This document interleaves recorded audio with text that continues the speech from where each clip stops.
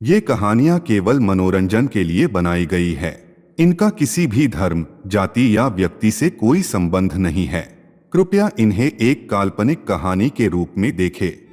पिछले भाग में आपने देखा कि सीफली अमल को हासिल करने के लिए मैंने वो हर हद पार कर दी जिसे पार करने से पहले एक इंसान 100 बार सोचता है। मैंने नापाक चीजों, गंदगी और खौफ के बीच बैठकर शैतान के उस अंधेरे रास्ते को अपनाया जिसने मेरी रूह तक को कांपने पर मजबूर कर दिया था।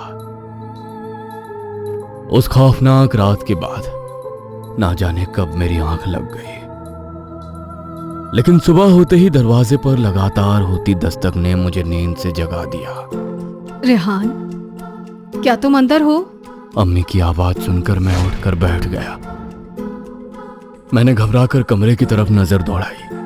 पूरा कमरा गंदगी और सड़ान से भरा पड़ा था। अगर अम्मी इस कमरे का हाल देखेंगी तो उन्हें सब पता चल जाएगा। इससे पहले कि मैं कुछ सोच पाता, उसी पल मेरे कानों में एक आवाज गूंज उठी। रेहान, अपनी ताकत का इस्तेमाल करो। तुम्हारे चुटकी बजाते ही यह गंदगी पल भर में गायब हो जाएगी। समझ गया आका। एक पल के लिए मुझे अपनी आंखों पर यकीन नहीं हुआ, लेकिन फिर जैसे ही मैंने चुटकी बजाई, फर्श पर फैली गंदगी धीरे धीरे काले धुएं में बदलकर हवा में गायब हो गई और कमरा बिल्कुल साफ सुथरा दिखाई देने लगा, जैसे वहां कभी कुछ हुआ ही ना हो। रेहान, दरवाजा खोलो बेटा। आया मैं। हाँ अम्मी, क्या हुआ? आज इतनी सुबह सुबह कैसे जगा दिया आपने? बेटा, अब कब तक ऐसे ही कमरे में बंद रहोगे? घर में अब खाने को एक दाना तक नहीं बचा है। बेटा, तुम्हें कोई काम धंधा देख लेना चाहिए। यूं कब तक चलेगा? अब फिक्र मत कीजिए अम्मी, आप चलिए, मैं थोड़ी देर में घर की जरूरत का सामान लेकर आता हूँ। अम्मी के वहां से जाते ही मैंने दरवाजा बंद किया और वापस अपने कमरे में लौट आया। इसके बाद मैंने आंखें बंद की और सीफली अमल की ताकत को जगाने वाले अल्फाज पढ़ने लगा। हर लफ्ज के साथ कमरे में चारों तरफ धुआं फैलने लगा। जब मेरे अल्फाज पूरे हुए तो मैंने देखा मेरे सामने तरह तरह के फल, मिठाइयाँ और शाही पकवान रखे हुए थे। ये तो कमाल हो गया। फिर मैंने खाने पीने का सारा सामान उठाया और साथ ही सोने के सिक्कों से भरा एक छोटा सा बटुआ भी अपने हाथ में ले लिया। कुछ पल तक मैं उन चीजों को देखता रहा, फिर खुद को संभाल कर धीरे धीरे अम्मी के कमरे की तरफ बढ़ गया। ये लीजिए अम्मी, अगर कुछ और चाहिए हो तो बेझिझक मुझसे कहिएगा। ये सब क्या है रेहान? इतनी सारी खाने की चीजें और ये सोने की अशर्फियां? बेटा, सच सच बताओ, ये सब तुम कहाँ से लाए हो? कहीं तुमने कोई गलत काम तो नहीं किया या कि चोरी तो नहीं की? अरे नहीं अम्मी, दरअसल जब मैं काम की तलाश में घर से निकला तो रास्ते में मेरी मुलाकात अपने एक पुराने दोस्त से हो गई। वो अब एक बड़ा व्यापारी बन चुका है। उसने मेरी हालत देखी तो रहम खाकर मदद के तौर पर ये सब सामान और कुछ रकम दे दी और जाते जाते कहा, रेहान, जब तुम्हारे हालात बेहतर हो जाएं तो ये अमानत वापस लौटा देना। सच कह रहे हो ना बेटा? हाँ अम्मी। अल्लाह उस नेक इंसान को खुश रखे जिसने हमारे बुरे वक्त में हमारी मदद की।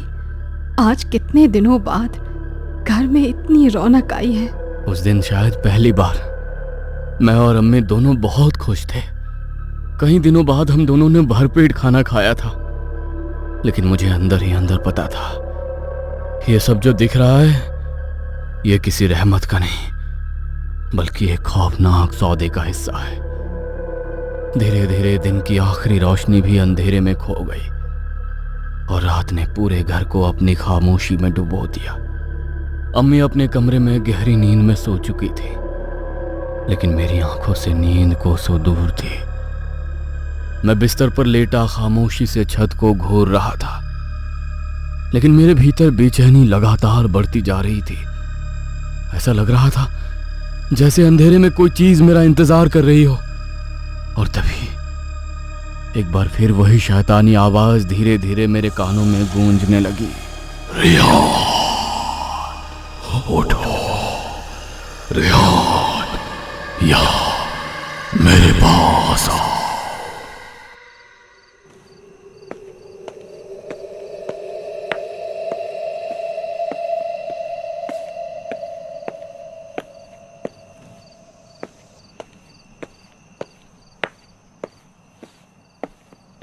आका, आपने मुझे बुलाया? देखा तुमने, सिर्फ एक ही रात में तुम्हारे हालात बदलने लगे। जिस घर में भूख और बेबसी थी, वहां अब दौलत मौजूद है। जिस चेहरे पर मायूसी थी, वहां अब सुकून दिखाई देता है। और ये तो बस शुरुआत है। रेहान, अगर तुम इसी तरह मेरी बात मानते रहे तो मैं तुम्हें वो सब दूंगा जिसके बारे में तुमने कभी सोचने की भी हिम्मत नहीं की होगी। शुक्रिया आका। आज जो मैंने देखा, उसके बाद मुझे आप पर पूरा यकीन हो चुका है। बहुत खूब रेहान। लेकिन याद रखना, हर ताकत की एक कीमत होती है, और वो कीमत तुम्हें चुकानी ही पड़ेगी। कैसी कीमत आका? इस बार तुम्हें अपने हाथों से किसी और को इस अंधेरे में लाना होगा। किसी और को? हाँ रेहान, एक ऐसे इंसान को जिसका तुमसे कोई रिश्ता, कोई अपना, जिस पर तुम्हें कभी भरोसा रहा, या जिसके लिए तुम्हारे दिल में नफरत जल रही हो। तुम्हें बस उसे उस अंधेरे घेरे तक लेकर आना है। उसके बाद बाकी काम मैं खुद करूंगा। शैतान की बात सुनकर मेरे दिमाग में कई चेहरे घूमने लगे, लेकिन फिर अचानक एक चेहरा साफ उभर आया। मेरा चचेरा भाई रिजवान। वही रिजवान जिसने सिर्फ मेरी मोहब्बत ही नहीं छीनी थी, बल्कि उसकी बाप ने हमारी जमीन तक हड़प ली थी। हमारे हिस्से की खुशियां, हमारा हक सब छीन लिया था। अब तुम सही सोच रहे हो रेहान। नफरत इस अमल को और ताकत देती है। उस पल मेरे अंदर बदले की आग भड़क उठी।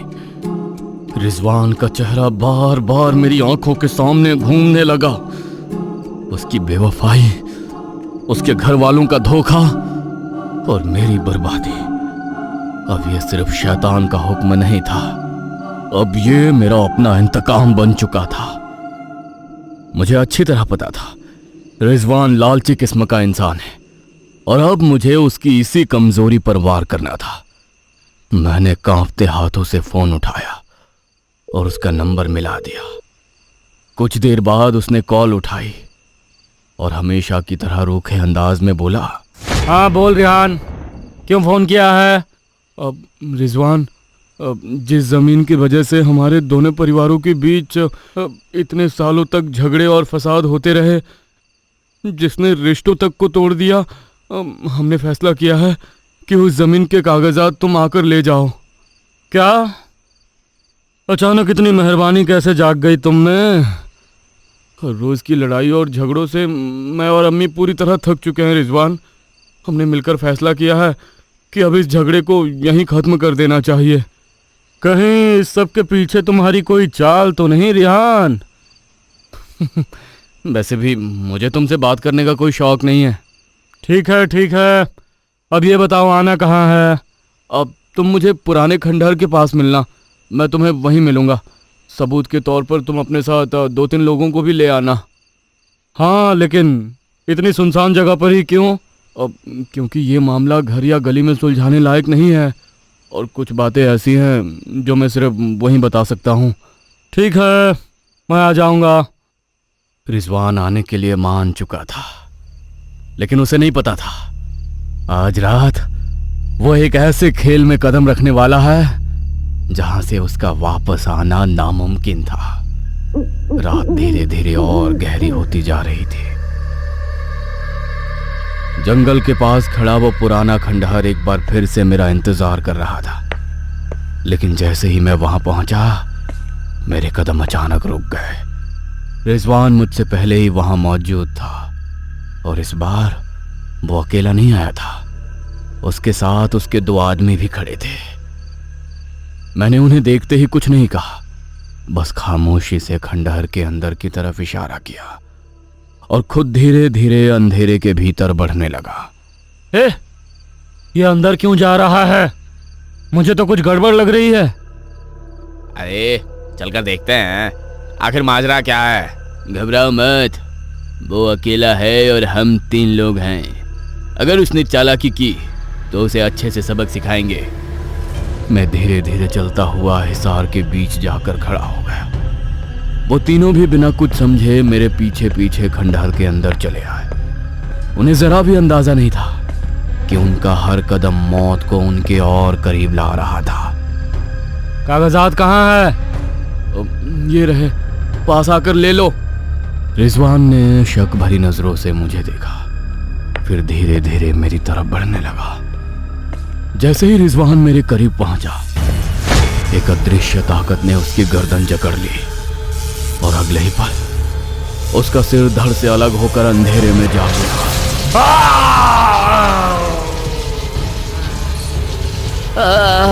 अरे ये क्या था? अरे भागो यहाँ से, बचाओ! इससे पहले कि रिजवान के दोनों साथी जान बचाकर भागने में कामयाब हो पाते, शैतानी ताकत ने उन्हें भी अपने कब्जे में ले लिया।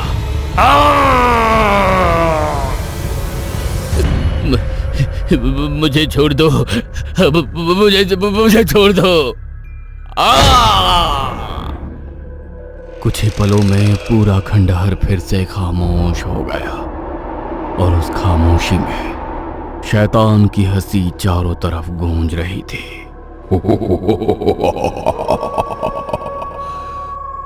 बहुत खूब रिहान, आज तुमने साबित कर दिया कि तुम मेरे हुक्म से कभी पीछे नहीं हटोगे। शुक्रिया मेरे आका। मैं जैसे ही वहां से निकलने के लिए मुड़ा, अचानक मेरे पैरों के नीचे की जमीन कांप उठी। मेरे चेहरे का रंग पहले जैसा नहीं रहा था। आंखों के नीचे गहरे काले निशान उभरने लगे। ऐसा लग रहा था जैसे सिफली अमल का असर धीरे धीरे मेरे जिस्म पर हावी होता जा रहा हो। ये मुझे क्या हो रहा है आका? डरो मत रिहान, आज की कुर्बानी ने तुम्हारे जिस्म में मेरी ताकत का एक और हिस्सा उतार दिया है।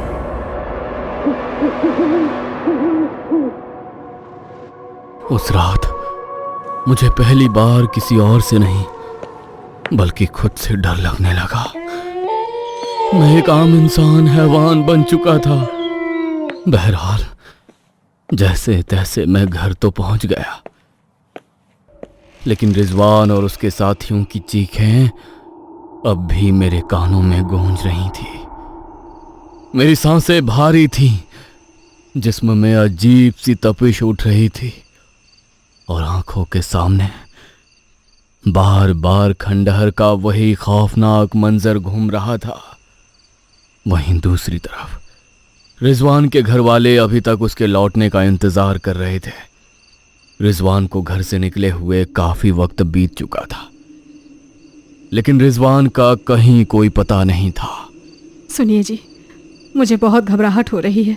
रिजवान अभी तक घर नहीं लौटा है। आ जाएगा, शायद दोस्तों के साथ होगा कहीं। नहीं, जाते वक्त उसने कहा था कि वो रेहान से मिलने जा रहा है। रेहान? हाँ, कह रहा था रेहान ने जमीन वाले कागजों का मामला खत्म करने बुलाया है। जमीन की बात सुनते ही खालिद के चेहरे का रंग बदल गया। उन्हें अच्छी तरह पता था कि हमारे बीच की दुश्मनी सिर्फ जमीन तक सीमित नहीं थी। तुमने उसे जाने से रोका क्यों नहीं? मुझे उस लड़के पर बिल्कुल भरोसा नहीं है। मैंने उसे सुबह जाने के लिए कहा था, लेकिन वो नहीं माना। मामला कुछ ठीक नहीं लग रहा। हमें अभी वहां जाना होगा। मेरे चाचा खालिद तुरंत ही अपने 2-3 आदमियों को साथ लेकर जंगल की तरफ निकल पड़े। जैसे जैसे वो लोग खंडहर के करीब पहुंच रहे थे, माहौल और भी डरावना होता जा रहा था। उनके सिरों के ऊपर काले चमगादड़ मंडरा रहे थे और चारों तरफ अजीब सी डरावनी आवाजें गूंज रही थी। भाईजान, अब ये जगह ठीक नहीं लग रही है। हाँ, उन चमगादड़ों को देखकर ऐसा लग रहा है जैसे यहाँ कोई मनहूस साया मौजूद हो। घबराओ मत, आगे चलो। इसके बाद वो लोग तेजी से खंडहर के अंदर बढ़ने लगे, लेकिन फिर जैसे ही उन्होंने अंदर कदम रखा, उनके कदम अचानक वहीं रुक गए। या अल्लाह, ये लाशें किसकी है? ये ऐसा कौन कौन कर सकता है? जैसे ही उनकी नजर उन लाशों के कपड़ों पर पड़ी, उनकी आंखें फटी की फटी रह गईं। रिजवान, बेटा रिजवान, मेरे बच्चे, ये किसने किया तेरे साथ? नहीं। अपने आप को संभालिए भाईजान, हमें सब्र से काम लेकर उस हत्यारे को ढूंढना होगा। लाशों की हालत देखकर साफ लग रहा है कत्ल बेहद बेरहमी से किया गया है। सुहेल, यह सब उसी रिहान का किया धरा है। उसी ने रिजवान को इस जगह पर बुलाया था। लेकिन वो ऐसा क्यों करेगा? हाँ भाईजान, वो तो आपके अपने भाई का बेटा है, तो फिर वो आपके साथ बुरा क्यों करेगा? मैं नहीं जानता उसने ऐसा क्यों किया, लेकिन मैं अपने बेटे के खून का हिसाब उससे लेकर रहूंगा। उस रात के बाद रेहान के साथ क्या हुआ? वो सिफली अमल क्यों करना चाहता था? और क्या रेहान अपने इस खौफनाक मकसद में कामयाब हो पाएगा? इन सब सवालों के जवाब जानने के लिए देखिए सिफली अमल का अगला भाग जल्दी। अगर आपको ये वीडियो पसंद आई हो तो इसे लाइक और शेयर करें। ऐसी ही वीडियोस देखने के लिए हमारे इस चैनल को सब्सक्राइब करें। तो मिलते हैं अगली वीडियो में, तब तक के लिए नमस्कार। हेलो दोस्तों, हमारे चैनल की लेटेस्ट वीडियोस और सभी अपडेट्स के लिए हमें फेसबुक और इंस्टाग्राम पर जरूर फॉलो करें।